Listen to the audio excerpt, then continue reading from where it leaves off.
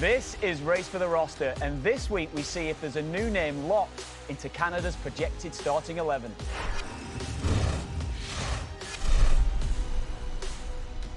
Welcome back to Race for the Roster, where we've asked Stephen Caldwell to predict Canada's 2026-man World Cup roster, including the starting 11 for the opening game. This is what the projection looks like coming into the week, with 6 places in the 11 still up for grabs, with 5 locks to start. David, Davies, Eustachio, Bombito and Johnson, but could one more name be added to that list today?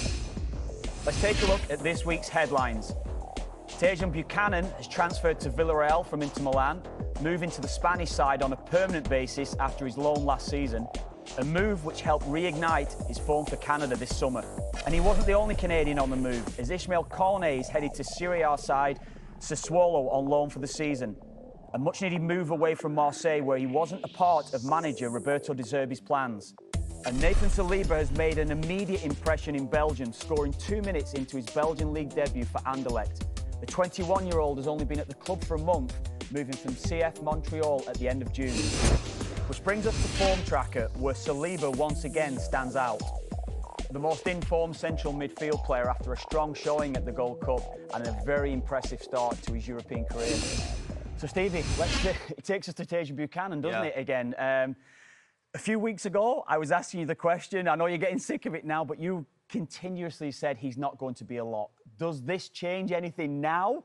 After his really impressive form over the summertime, I thought, oh, this might be the chance now for you to put him in.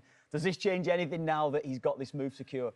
No, not at the moment. It doesn't change anything for me. I know you'll be disappointed to hear me say that. I'm just looking for something different. Well, I mean, I'm delighted he's got his move, and I'm pleased for him. And if he gets there and he gets in form and he plays, then absolutely he's going to be a lock at some point. But the move's not enough to make him a lock for me at this moment. We've got to see him play week in, week out. You know, 4 starts in his loan spell there last season is not enough. And I know he had his injuries. I know he's trying to find his feet again. But I want to see him get through this pre-season successfully and then start every week and have some good stats. As soon as that happens, I will make him a lock. You'll be the happiest man in Canada, but until then, no, sorry. Yeah, I think it's interesting to see how his body holds up to the season as well. Get himself fit first and foremost, and let's see how he develops across the course of the season as well.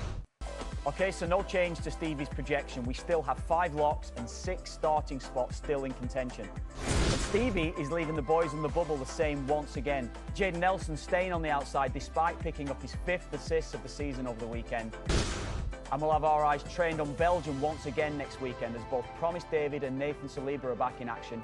Could Saliba make his first start for Anderlecht? Stevie will be watching. Check back in next Monday to see if anyone can force a change to Stevie's projected 2026-man roster.